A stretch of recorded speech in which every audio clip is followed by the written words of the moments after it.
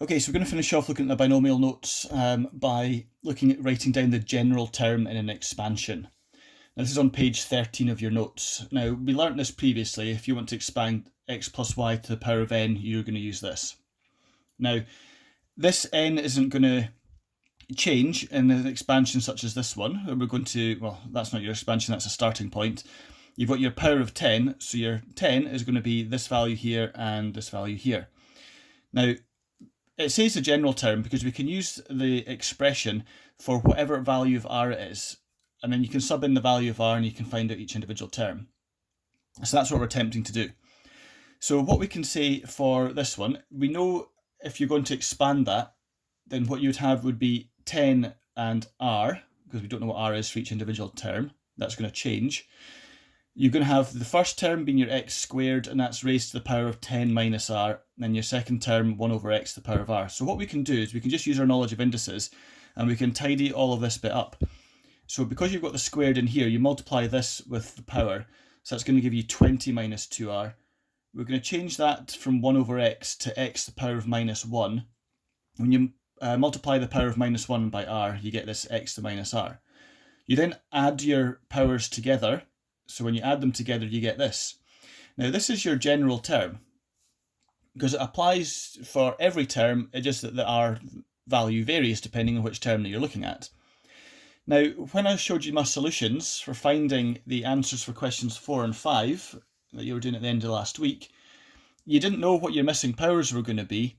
So what you had to do was to do a little bit of algebra to solve it to find out what your value for r is. Okay, because if you remember, if you look back at the solutions, you'll be able to see that I put a little equation together and solved it to find out the value for r. Now in those ones I used x's and y's and things like that, but perhaps it would have been better just to keep it with r's rather than using x and y's. But as long as it wasn't the same letters we used in the expression here, using y or whatever. Okay, so now if we look at this expression we've just come up with, the 10r and x to the power of 20 minus 3r, what it says in the example here is then to hence or otherwise obtain the term in x to the power of 14. So we want to have this power being 14 according to that example there. So we have to make this equal to 14, and that's what's happened here. And when you make that equal to 14, you can solve it using some simple algebra, and it tells you that r is equal to 2. Which means you can sub r equals 2 into this, which gives you that. And then you can evaluate all that and get 45x to the power of 14.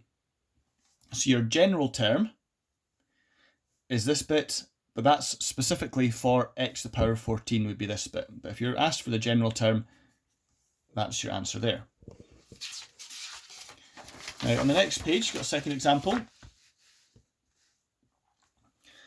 It's asking you to write down and simplify the general term of the expansion, and hence or otherwise obtain the term independent of x. So we know if it's independent of x, there's not going to be any x's at all, so it's going to be overall x to the power of 0.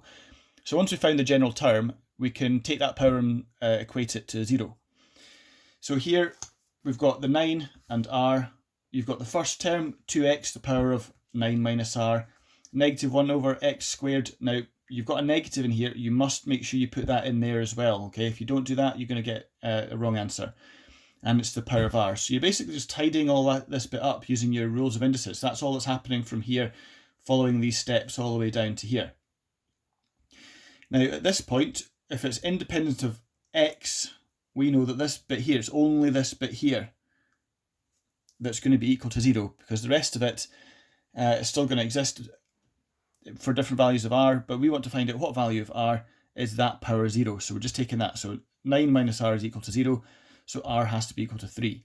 So by subbing that into your general term, as we've got here, what we end up finding is we get negative 5,376.